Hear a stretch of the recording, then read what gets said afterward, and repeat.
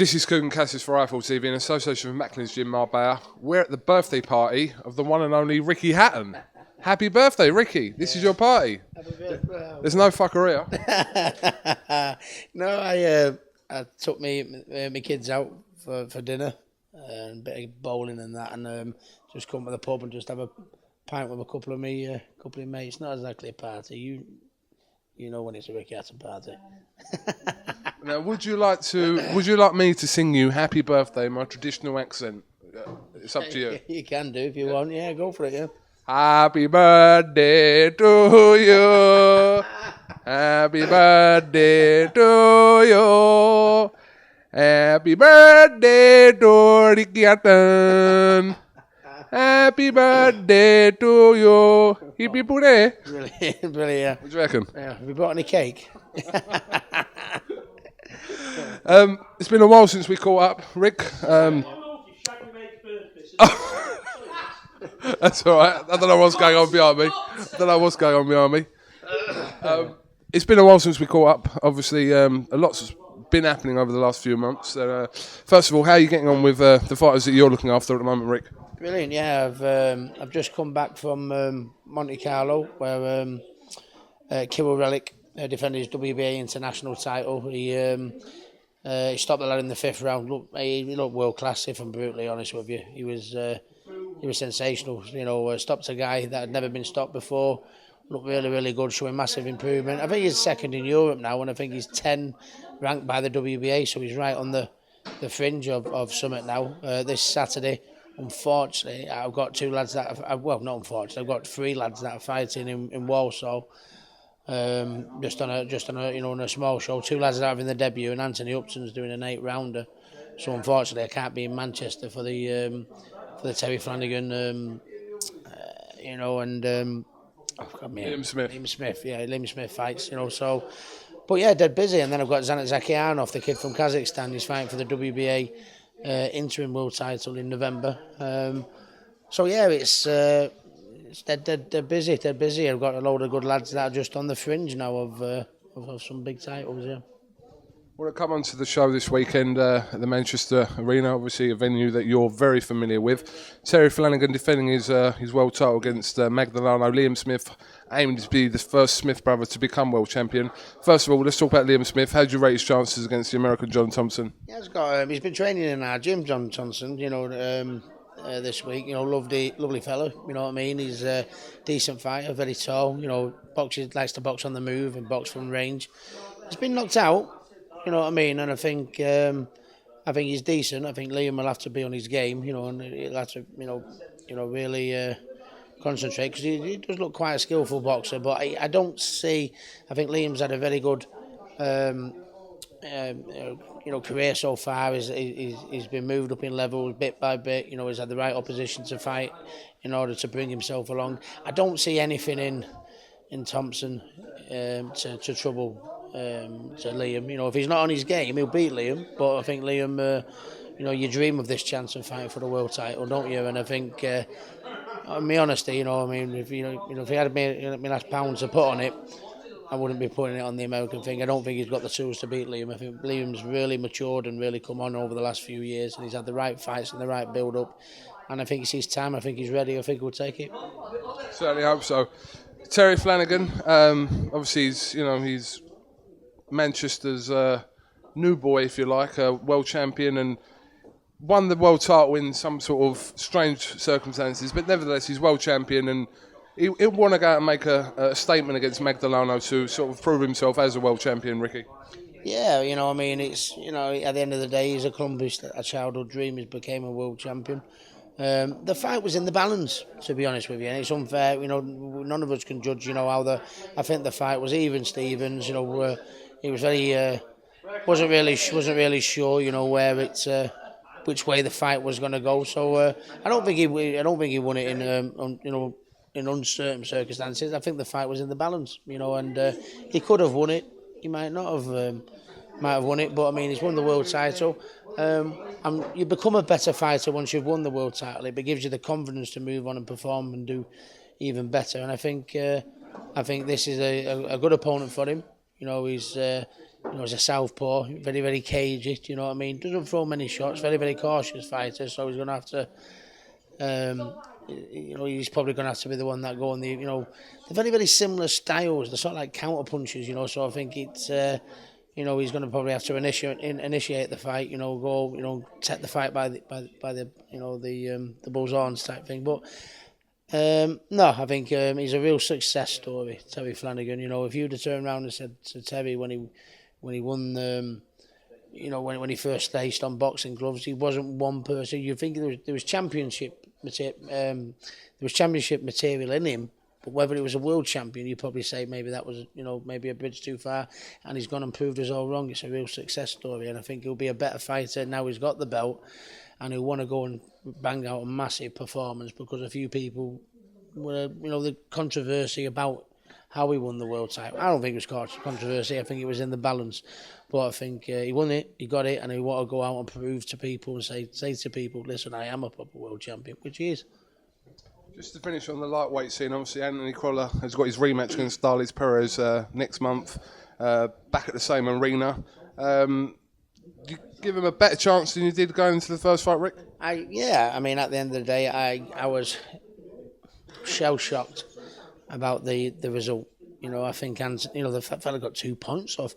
You know what I mean? And it still was, a draw. I'm flabbergasted about it, to be honest with you. But no, I think Anthony will, Anthony is giving the confidence. If anything, the fight proved to him. It proved that Anthony knows he can hold himself at world championship level. The only thing for me being cynical is, I went over to Germany and watched Paul Smith box Arthur Abraham. I thought he beat Arthur Abraham in the first fight. But then it was as if Arthur Abraham went, I took that fella lightly. I'm going to sort myself out in the next fight. And the next fight, he dominated Smith. I hope there's not another similar situation where this, Perez has thought to himself, I took Anthony Crolla a little bit lightly this time. This time I'm going to do my own work and I'm going to do the job. I don't think it will, because I think Arthur Abraham is a different cup of tea. He's a very experienced fighter, where Perez is, he's not quite as experienced as Arthur Abraham. So I think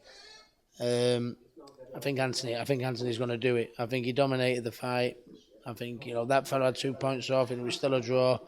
I think the fella would, he'd have been lucky to get a draw even, I think Anthony will do it. Just for me as a friend, you fear the worst. You hope his chance hasn't gone. I've seen fighters in the past like Mike Brody when he boxed Willie Horin. He won that fight by a mile, and then he fought Injun Chi, and he was never going to win them fights for me. And you've got Paul Smith against Arthur Abraham. He won the first fight for me, and then the second fight, Arthur Abraham pulled his socks up and got down to business. I hope he's not on a bit of deja vu type scenario, but I don't. I think Andy will win it. Yeah, certainly hope so. Let me ask you a question. What fight would you rather see? Would you rather see Amir Khan versus Manny Pacquiao? Or would you rather see Amir Khan versus Kell Brook? I'd rather see Amir. I mean, if I was in Amir Khan's shoes, Amir Khan would rather fight Manny Pacquiao because he's one of the best pound for pound in the world. He's won world titles at all them different weights. He's going to go down with what he's won at all different weights as one of the all-time greats, I think. So Amir Khan will want to fight Manny Pacquiao. But from a stylistic point of view, I think it's an awful matchup. You know what I mean? You've got Manny who waits and shuffles in and out. They're both very, very fast, very, very quick fighters. And I think it will be all a fight at a distance, a lot of shuffling in and out, trying to outspeed each other. I don't think it makes for a good fight. Amir Khan and Kell Brook's clash of styles makes for a brilliant fight. I think if Amir had a choice, he'd go for the Manny Pacquiao fight, and he'd love to. He'd be foolish because Manny Pacquiao is one of the all-time greats. But stylistically, I think Manny Pacquiao is the Kell Brook would make a better fight. I don't know. I don't even know what's going on behind me. I'm trying to block it out. I don't know what's going on. You don't get this on fucking Parkinson, do you? I'm baffled by what's going on. But Rick Khan Brook is a fight that the fans have wanted to see for a long time, more than anything, and it seems to be the biggest fight between two British fighters that could be made possibly at the moment? Yeah, of course. I mean, you've got, if you went into boxing to try and be the best, Manny Pacquiao is certainly one of the best. So you can't blame Amir for being more keen on that fight. But if the fight with Mayweather doesn't come off and the fight with Pacquiao doesn't come off, I think the biggest fights for Amir and Kel, the biggest fights for Amir is a domestic fight. When you see Cal Froch and George Groves get 80,000 at Wembley, you're not telling me that Amir Khan and Kel Brook can't do the same. You know what I mean? And if you can't fight the best, like the Manny Pacquiaos and the Floyd Mayweathers and the Kostya Tszus and the people that are right up there at the pound and pound rankings, what makes you a star in this country is a domestic rivalry. You know what I mean? Like your Ben Eubanks, your Froch Groves, they're going to be talking about that for years. And I think this clash of styles and the two, Amir Khan and Kell Brook, Yorkshire, Lancashire, I think it's, stylistically it can't help but be a bad fight, and then that might lead to a second and a third fight. So if Manny, I don't blame Amir for going for Manny Pacquiao and Floyd Mayweather, but if it doesn't come off, that's where he should go. Kell Brook, 100%. You fought Pacquiao, didn't you? I didn't. I think so. I can't fucking remember.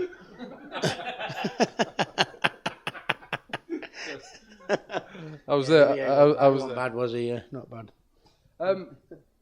Talk to you a little bit about this Tyson Fury Klitschko situation. Obviously, the fight's been put on hold until the 28th of November, I believe. But obviously, did you watch all the Tyson Fury coming in as Batman and all the antics? What did you make of all that in the press conference, Rick? I don't know, Tyson, he's a very colourful character, isn't he? You know what I mean? I've met him, I spoke to him on several occasions. He's an absolute brilliant, guy. But I don't know, you stick the camera in front of him, he seems he has to go for gold every time, doesn't he? But I think, I know a lot of people are giving him much of a chance, but, I think he's got a good chance. I mean, Klitschko's, they're very effective at what they do, but they've got a very easy style to read. You know what I mean? Generally, they fight people that are smaller than them, so it's 1-2 hold, 1-2 hold, 1-2 hold, which is very, very easy to do that when you've got people that are maybe a foot smaller than you. But obviously, Tyson doesn't tower, but he's he's taller than Klitschko.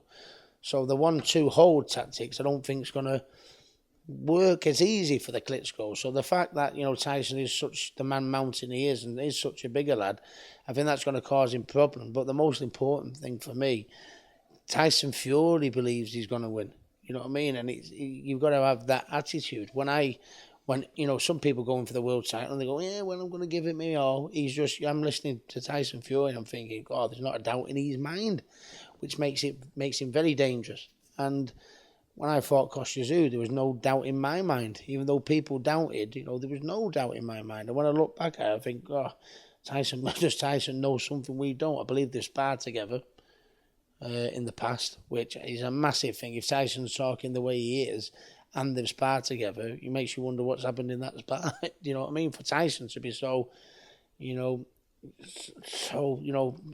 blasé about, the outcome of it. I think it's, So I think he's got a good chance, and for Manchester to have a heavyweight champion of the world would be really something else. Manchester's on a bit of a high at the minute. You've got Scott Quigg, you've got Anthony Crawler, Terry Flanagan, all on the world title stage. Tyson Fury can bring an heavyweight championship to Manchester, where the city's flying again. Yeah. What do you make of Anthony Joshua at the moment and the progress he's made, and how long before he's mixing it with the likes of the fighters that we're talking about there? Mix it at the minute. I mean, it's very... I think the one thing he needs is rounds, but it's very hard to get them when he's blasting everybody. I mean, he does look the real deal. I think I really like Anthony Joshua. He's very down to earth, lad, feet on the ground, no airs and graces. You're one of the nicest guys you couldn't meet. But he gets in the ring, from an ability point of view and a punching power point of view and everything. He's really gone past, and no disrespect to the Scottish kid who we fought last time. I think he's gone past that stage already. It's not just for Anthony Joshua, it's the same for Anthony Joshua, Klitschko, Mike Tyson, Lennox Lewis, all of them, and the thing is with the heavyweight division can go like that the minute you get hit on the chin. You're not getting it on the chin like 10 stone like I used to get hit. You know what I mean? It's 16, 17 stone, you know what I mean? When they start having to take him on the chin, then we'll find out a little bit more about Anthony Joshua. But at the minute, he's looking the real deal. And it's lovely to see the build-up he's getting, the country getting right behind him. Because, I mean, he's look at the part. He's a nice kid. He's down to earth. He's exciting to watch. No airs and graces. He's everything we want, from our fighters. And I think he's got a real great chance. But, that taking it on the chin, it's the same for everyone. Sooner or later, you've got to take it on the chin. It's just a little bit more. I mean, David Price looked like a world beater for so long, Pricey. And then he had a couple of fights where he got stopped out. And he went from looking like a certainty world champion to obviously, where he's done now. I'm not saying Pricey can't come back and do it.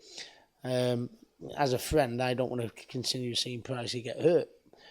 But, that's how easy in the heavyweight division it can turn. You know what I mean, innit? And I hope I'm wrong, but Anthony Joshua is looking like he can go on and be one of the greats, to be honest, the way he's looking at the minute. The time will come is when someone hits him on the chin.